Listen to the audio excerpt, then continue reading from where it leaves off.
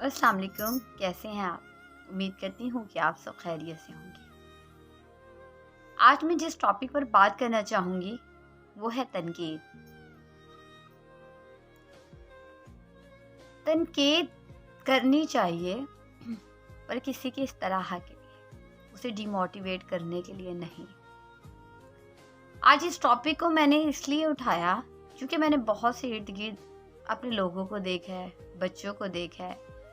जब हम उन्हें हद से ज़्यादा तनकीद कर देते हैं तो उन्हें लगता है कि जो जिस रास्ते पर वो चल रहे हैं वो उससे हट जाते हैं। उन्हें लगता है वाक़ई कि मैं ज़िंदगी में कुछ कर नहीं पाऊँगा। तो तनकीद एक अच्छी चीज़ है, मगर उसे पॉज़िटिव वे में की जाए। उन्हें इस तरह का एहसास दिलवाया जाए कि ये चीज़ गलत है, इसे किस तरह से सही किया जा सकता है। पर ऐसी तनकीद नहीं जो उसकी ज़ात को, उसकी शख्सियत को, उसकी सोच को, जो वो काम कर रहा है उसे हटा दें और फिर उसे लगे कि मैं तो कुछ करने के काबिल ही नहीं हूँ। तो हमें चाहिए कि डिमोटिवेट करने के बजाय उसे मोटिवेट करें, उसे बताएं कि आप कहाँ गलत है, कहाँ ठीक है। और एकदम भी नहीं कि आपने डायरेक्टली किसी पे बरसात कर दी कि ये गलत है, यूं सही करें, ये है। क्योंकि इंसान ना, एक बात याद रखिएगा, हमेशा उस शख्स की ज़्यादा सुनता है जिसके साथ उसने वक्त गुजारा हो, और उसे उस इंसान की कोई बात तनकीद नहीं लगती क्योंकि उसे पता होता है अगर वो कुछ कह भी रहा है तो कुछ सोच समझ के कह रहा होगा। एक ऐसा इंसान जिसे आप जानते तक ना हो और वो ऐसी बात, ऐसी तनकीद कर दे, तो आपको ऐसे लगता है कि शायद वो मेरे काम की बात नहीं कर रहा, हालांकि वो आपके काम की बात भी कर रहा हो, तो आपको यही लगेगा। तो फिर क्या होगा, आप वो काम करना छोड़ देंगे। तो फिर जब ज़ाहिर बात है आपके वर्क में गैप आना शुरू हो जाएगा। जब गैप आना शुरू हो जाएगा तो फिर आप उन एक्टिविटीज़ से दूर होना शुरू हो जाएंगे। फिर आपको लगेगा कि मैं खाली ज़हन हूँ, मैं क्या करूँ, और मुझसे कोई काम वगैरह नहीं हो रहा। फिर रफ्ता फिर वो चीज़ से आप दूर चले जाते हैं, और फिर यही जो दूरी है ना, वो आपकी पर्सनालिटी में गैप्स पैदा करने के साथ साथ आपको डिप्रेशन में मुब्तला कर देती है। और फिर डिप्रेशन तो आपको पता है कहीं का नहीं छोड़ता। हमारे सर कहते थे कि बच्चा ना, तनकीद हो या डांट हो, गुस्सा, उसी की सुनता है, उसी की सहता है जिससे आपको मोहब्बत हो।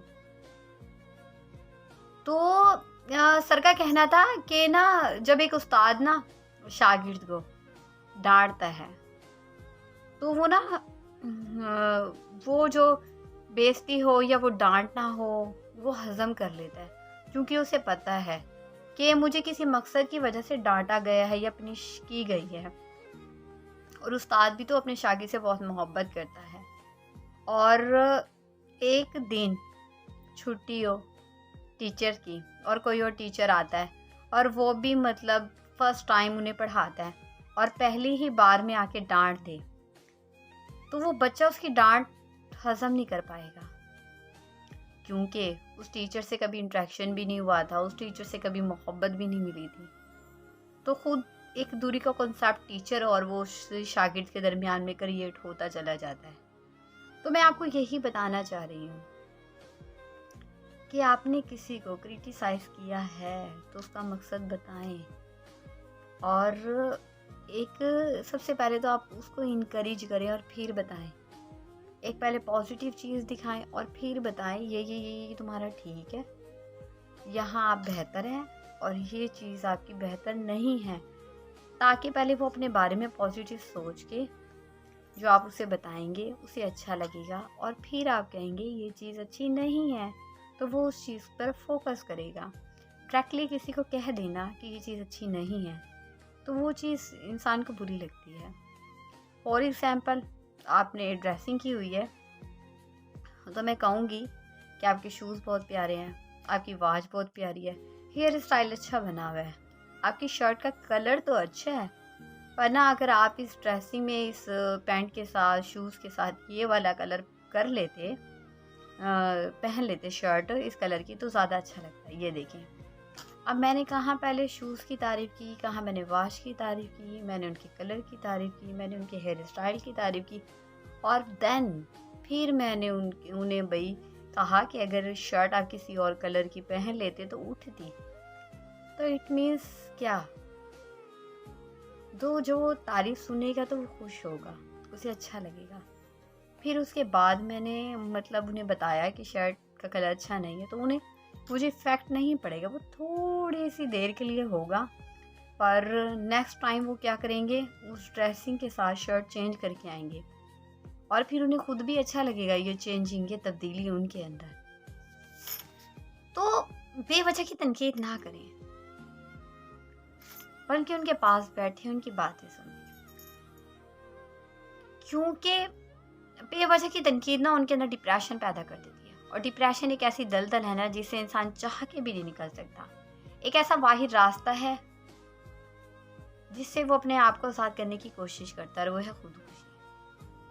उसे लगता है मेरी ज़िंदगी की तो सारी चार्मिंग ख़त्म हो गई है, लोग तो बिला वजह मुझ पर तनकीद करते हैं।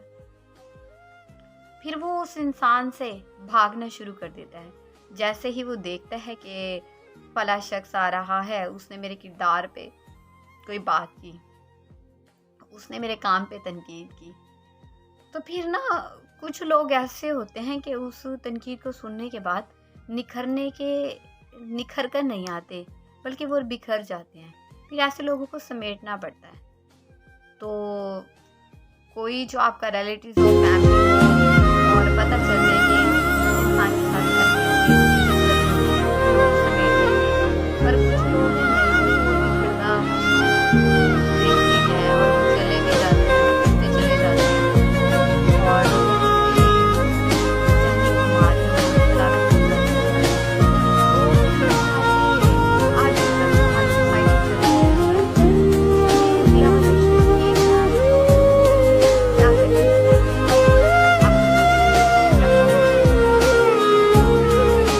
चाहे कोई बच्चा हो, कोई रिश्तेदार हो, कोई भी क्या चाहता है।